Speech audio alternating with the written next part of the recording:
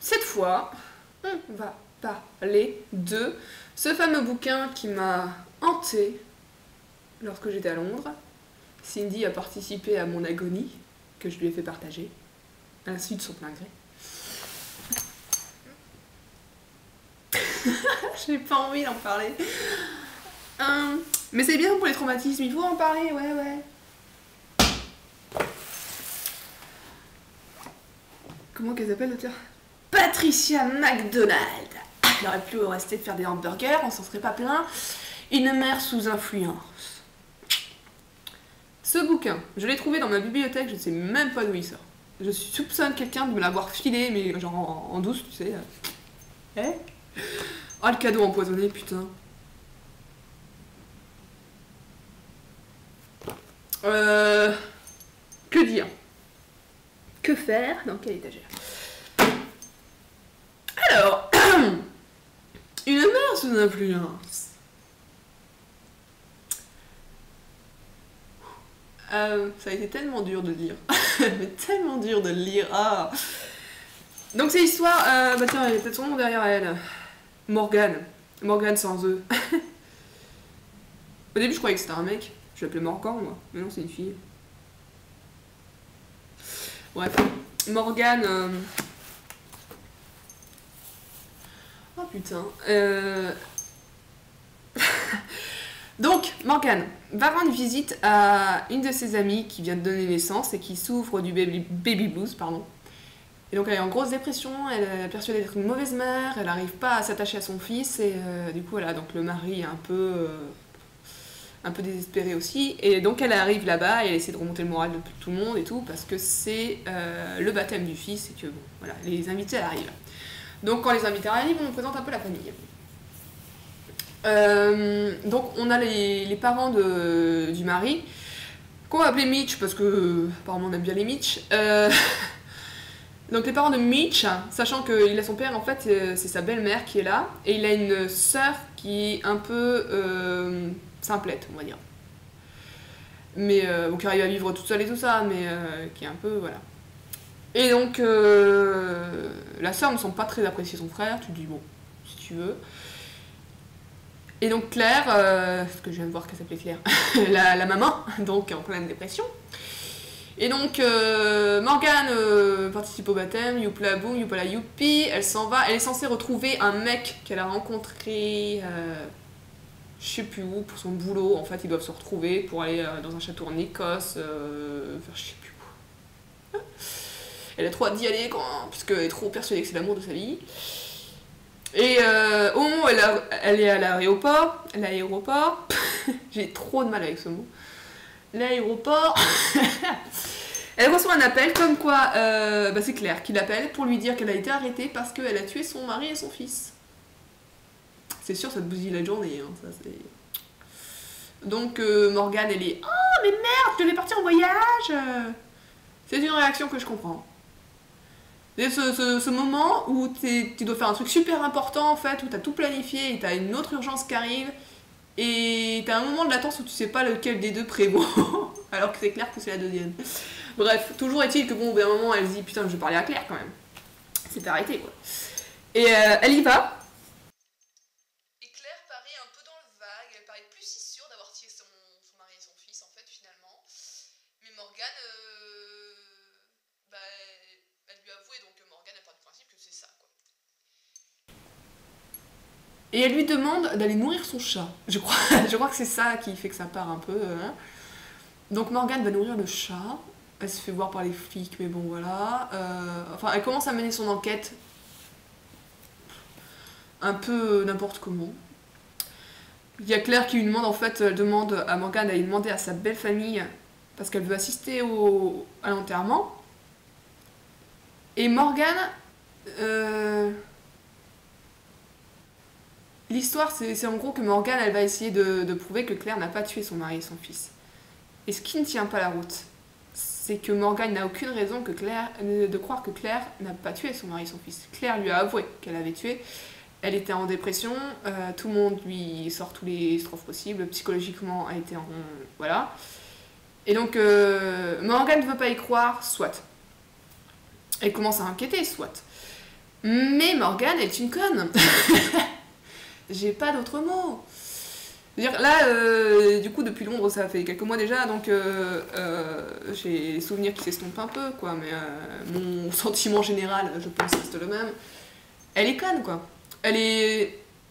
Ah mon dieu, elle a aucune considération pour les sentiments des autres. C'est ça qui m'a le plus, je crois. Parce qu'elle va voir la famille, du coup, de Mitch, qui est donc mort, et elle leur dit oui, alors Claire voudrait participer à l'enterrement, mais elle y va cash quoi. Alors, le père il est en larmes, la belle-mère elle est pas bien du tout, et elle te sort ça. Je veux dire, elle met pas. Mais c'est genre, elle est dans son bon droit, tu vois. Elle se ramène. Alors au fait, Claire, oui, la fille qui a soi-disant tué ton fils, voilà, elle voudrait venir. Bah non, du coup, désolé, mais on va te foutre dehors. Et elle est là, ah oui, c'est vrai, mais quand même il devrait comprendre Claire. Comment tu veux que des gens qui viennent perdre leur fils et leur petit-fils aient envie, ne serait-ce que d'envisager le fait que cette femme ne soit pas la coupable? Il y a un moment, je pense, quand quelqu'un se fait assassiner, la famille veut le coupable. Et à ce moment-là, Claire a avoué, et qu'est-ce qu'il irait chercher ailleurs? Bref, donc Morgane, elle comprend pas ça du tout. Elle comprend pas grand-chose, tu me diras. Elle va donc interroger au petit bonheur la chance des gens. Elle tombe sur un mec avec qui elle a couché au mariage de Claire et Mitch. Et là, il est important de préciser la rencontre entre Claire et Mitch. Claire devait se marier avec un mec super riche, en fait, mais très moche. Enfin, voilà. On va l'appeler Edouard. Et donc, elle devait se marier avec Edouard. Et le jour de leur fiançailles, elle parle avec le cuisinier donc, qui a s'occupé du buffet, qui n'est autre que Mitch. Et ce même jour, elle rompt ses fiançailles, le jour des fiançailles, elle rompt les fiançailles pour se barrer avec Mitch. Voilà. Donc à leur mariage, Morgane, elle a retrouvé du coup le témoin de Mitch, en fait, elle a couché avec, voilà. Comme si c'était un devoir, c'est clairement dit à peu près comme ça. La demoiselle d'honneur et le témoin. Oh, on a trop, vive les clichés, putain. Et alors... elle va lui parler et elle commence à lui dire comme quoi Claire peut-être qu'elle est innocente et tout ça. Le gars, bien sûr, s'allume un peu quoi. Il fait putain, tu parles de la fille qui a tué mon pote. J'allais dire mon mec. Wouh, ça lui engueule. Je suis fatiguée. Ah, ça aurait été un rebondissement intéressant. Bref, et du coup, son meilleur pote, et alors finalement, elle fait ouais, mais tu comprends pas, et tout, mais putain, mais mets-toi dans la peau des autres, bordel, bien sûr qu'il veut pas comprendre. Elle est con, mon dieu, elle m'épuise.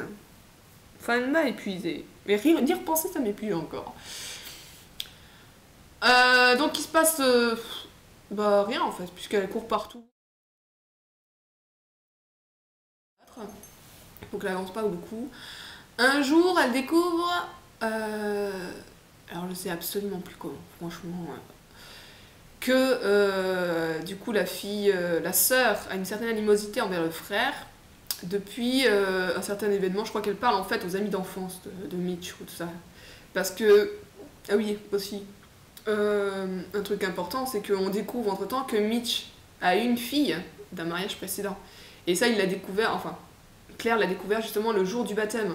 Il y a la fille, donc la fameuse fille, qui est arrivée, qui a dit salut papa en gros, et tout le monde est là, putain c'est qui celle-là, et du coup voilà. Et à ce moment-là, la sœur, elle regarde son frère, du coup Mitch, d'un air de dire ok d'accord, gros connard, et Mitch rejette un peu la fille quoi. Donc Morgane enquête sur ça en fait, pour se dire putain c'est quoi ce délire en fait. Et donc, je sais plus en quelles circonstances il a retrouvé la mère de la fille. Enfin, toujours dit que voilà. Au final, elle comprend que la sœur n'aime pas beaucoup le frère. Et comme les auteurs de ce genre de trucs manquent foncièrement d'imagination, je me suis dit, à tous les coups, elle s'est fait violer par son frère quand elle était petite. Ça expliquerait. Mais bon, l'autre, elle se pose pas de questions trop rapidement non plus. 100 pages plus loin, elle se dit, tiens, je vais peut-être interroger la sœur. Bravo, ma grande. Vas-y, fonce. Et elle y va, et elle dit ah mais pourquoi t'aimes pas ton frère? Et puis la sœur elle fait ouais mais ça te regarde pas, ce qui est vrai. Et enfin en gros elle lui explique que bon voilà, qu'elle a eu une expérience traumatisante, que enfin c'est tout en sous-entendu. Et du coup moi je me dis c'est bon c'est ça quoi. Et l'autre elle fait ah mais de quoi elle parle? Oh putain. 100 pages plus loin, elle retourne voir la sœur. En fait il t'a violé ça. Là, j'ai eu ma surprise. C'est la seule surprise que j'ai eue. Non, ce n'était pas ça. Je fais, ah, bah dis donc, enfin quelque chose d'intéressant. Ce n'était pas elle, mais sa belle-mère. Elle dit, what the fuck? Et elle raconte comme quoi, un jour, en rentrant à la maison, elle a vu son frère sortir de la chambre de ses parents. Et elle a retrouvé donc sa belle-mère dans la chambre en train de pleurer, tout ça. Et du coup, elle court pour prévenir les flics. Et la belle-mère, elle fait, non, non, non, préviens pas les flics, en fait, voilà, bon, d'accord, il m'a violée, mais bon, quand même, c'est mon beau-fils, voilà. Et toi, tu dis, ouais. C'est ça, ouais. Donc, j'en ai conclu, personnellement, parce que Morgane ne l'a pas conclu, que la belle-mère et le fils, donc ou le beau-fils, avaient une liaison. Et Morgane a été, oh mais mon dieu, mais j'étais un méchant. Toi, t'es putain, mais ta gueule, quoi. Et donc Morgane, voilà. Donc moi, à partir de ce moment-là, je me suis dit, elle est l'amant du fils. Le fils se marie avec une fille, il vient d'avoir un fils. Jalousie, elle bute le gamin et le mec par jalousie, en fait, un truc comme ça. Parce qu'en gros, quand Claire explique, son souvenirs sont un peu flous, bien sûr, hein, histoire de faire durer le suspense. Mais en gros, elle a entendu son bébé pleurer, elle est descendue, elle a trouvé le bébé noyé dans la baignoire. Elle a essayé de le sortir, à ce moment-là, Mitch est arrivé, il a cru que c'est elle qui avait noyé le bébé. Et il a essayé de s'approcher, en fait, pour sauver son gosse. Il a glissé, il s'est explosé le crâne contre le lavabo. C'est quand même de ballot, quoi. C'est pas de peau. Et entre-temps, Edouard, donc le riche que Claire devait épouser à la base, il revient sans cesse. Et à un moment, il propose à Morgane de venir, qu'elle vienne dormir dans son château. Parce que, bon, elle se retrouve un peu à l'hôtel, ça devient cher, quoi. Et donc elle y va, et elle rencontre donc la copine actuelle du Richou. Et alors, moment monumental, le mec, il dit à sa copine, allez ma chérie, va donc nous faire un sandwich, pardon. Et hop, il fout la main au cul. Et alors, Morgane, elle est, ah ouais d'accord, ok. Alors, elle dit clairement que ce mec-là, elle l'a jamais trop aimé. Et au final, Claire se retrouve à l'hôpital parce qu'elle essaie de se suicider. Et donc le Edouard va la voir et puis il reste à son chevet et tout ça. Et puis Morgane elle fait ouais mais ta copine, et il fait ouais elle s'est barrée avec une de mes bagnoles et tout. Bon voilà, d'accord, ok. Et ah oui, ce qu'il dit à propos de sa copine à un moment c'est je l'entretiens, elle peut bien me faire à bouffer. Enfin, ok, très bien. Je n'avais pas de mots pour définir ça. Bref, et du coup Morgane elle fait ouais mais Claire tu sais bon et puis Edouard il fait ouais non mais je m'inquiète pas parce que quand elle se réveillera elle se rendra compte qu'elle a besoin de moi quoi. Oh mon dieu, ma haine pour cet homme n'a pas de limite. Ah mon dieu, insupportable personnage. Et pas que lui, hein. Morgane, tous les mecs dans ce truc. Ah baffé, putain. Ils sont tous à buter là-dedans. Bref, donc Morgane continue son enquête, donc elle n'a toujours pas capté que la mère avait une liaison avec le fils, elle est toujours persuadée que Mitch a violé sa belle-mère. Et alors comment elle le découvre, je ne sais même plus. Oh si. Ça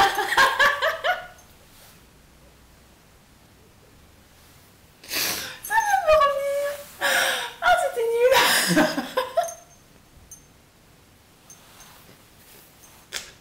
Oh la fin. Oh digne du bouquin. Oh mon dieu. Alors la fin.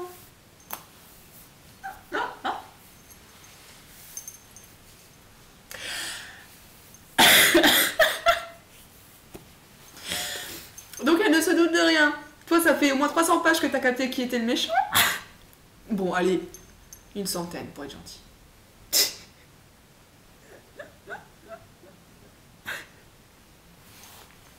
Morgane est donc... Je sais plus, elle s'est barrée du château parce que voilà. Mais elle est tranquille donc dans la chambre qu'elle loue ou dans une baraque, je sais plus.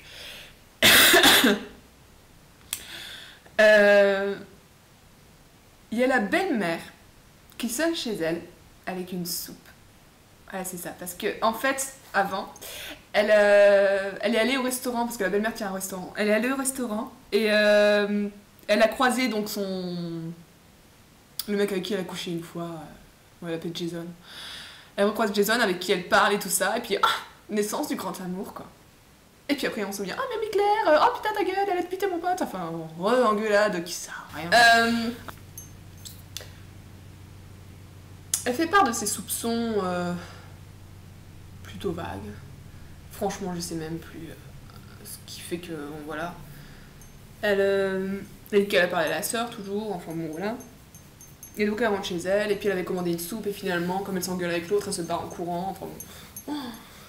Oh la diva. Et puis alors, elle rentre chez elle et tout ça, machin, tranquille. Et on sonne à la porte. Bon, qu'est-ce que tu fais donc? Elle ouvre la porte, et elle voit donc la belle-mère. Et la belle-mère qui fait, oui, alors t'avais commandé une soupe, mais comme tu as pas pu la prendre, je te l'ai apportée. Toi t'es, mais what? La logique, enfin je sais pas. La belle-mère et elle se sont pas trop reparlé depuis que le moment où elle demandait si Claire pouvait venir à l'enterrement, tu vois. Donc l'enterrement a eu lieu, tout ça, bon, elles se sont à peine entendues, quoi. Je veux dire, bon, voilà. Et franchement, qui va se rendre chez quelqu'un pour lui apporter la soupe qu'elle a commandée le midi et qu'elle n'a pas eu? Mais c'est louche, hein. C'est trop louche, quoi. Et Claire qui l'a, Morgane, pardon. Mais rentre, tout ça. Donc elle fait ah là là, tout, elle commence à discuter l'air de rien, et puis elle commence à manger la soupe, et elle commence à se sentir mal. Elle fait ah mais c'est bizarre, faut que j'aille me coucher et tout ça. Et t'as belle-mère qui fait attends, je vais t'emmener à l'hôpital et tout, et toi t'es mais putain, elle est conne ou quoi? Oui, elle est conne, enfin tu le savais, mais bon, à ce point-là, quand même. Morgane qui fait ah oui d'accord, ramène-moi la Bible. Et donc dans la bagnole, elle est en train de partir un petit peu, et t'as l'autre qui parle, bien sûr, les méchants parlent toujours quand l'autre est un peu, voilà. Et elle commence à dire oui voilà, elle allait nous séparer, tout ça. Bon, tu comprends que voilà, elle a tué Mitch par jalousie. Toi t'es waouh, quelle surprise, je suis. Et alors du coup, t'as Morgane qui est là en train de commenter tout ça, qui fait ah mais de quoi vous parlez? Et toi t'es mais putain, elle a toujours pas compris l'autre. Migneux. Oh crève de ce poison s'il te plaît, que ça te fasse souffrir.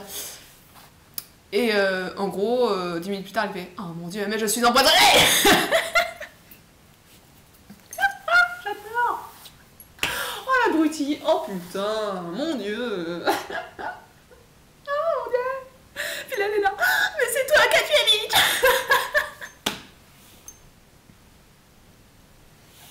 Bon dis donc. Je m'attendais pas. Oh mon dieu. Oh là là.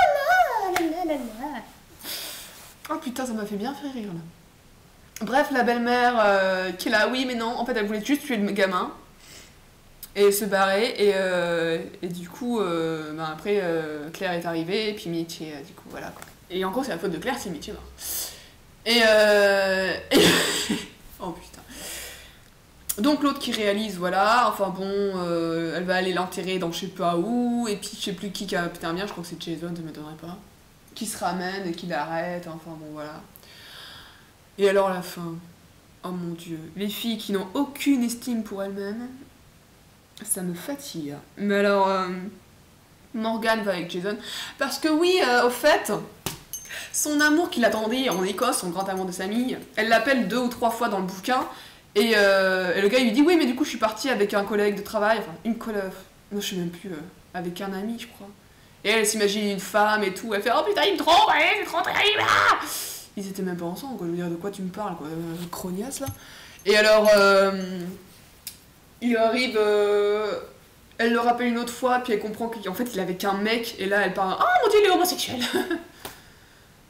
Oh putain. Elle m'a épuisé.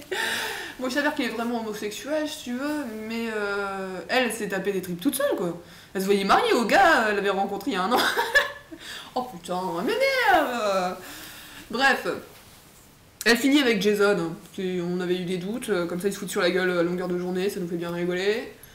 Oh, ils ont tellement... C'est un couple qui meurt tellement pas. Je veux dire, tout le long du bouquin, ils t'emmerdent, quoi, ces deux-là. Je veux dire, bah quoi, finalement, c'est peut-être pour ça que ça marche. Frocher tout le monde comme ça. L'autre, Claire, elle finit avec Edouard. Oui, le gros connard, là, qui traite les filles comme de la merde. Et puis, oui, c'est le grand amour de ma vie, et genre, il m'en rencontre direct. Tu te dis, le jour des fiançailles, tu t'es barré avec un autre mec qui était l'amour de ta vie. Alors, je sais que c'est... Bon. Pour finir avec un connard pareil. Ah, ah, tu me fous la gerbe. Oh la vache. Ah, elles m'ont rendu malade. Oh mon dieu. Oh ce livre, putain. Pourquoi? Pourquoi j'ai lu ça? Patricia McDonald. Une mère sous influence, certes. Bon. Donc voilà, je ne le conseille pas. Il m'a insupporté de bout en bout. Cindy est témoin. Ah. Ah mon dieu. C'est... Inepte. Je sais pas. Non. Celui-là non plus, non. J'ai pas eu grand chose qui m'ait plu récemment. Allez. Que je relis les plus belles histoires.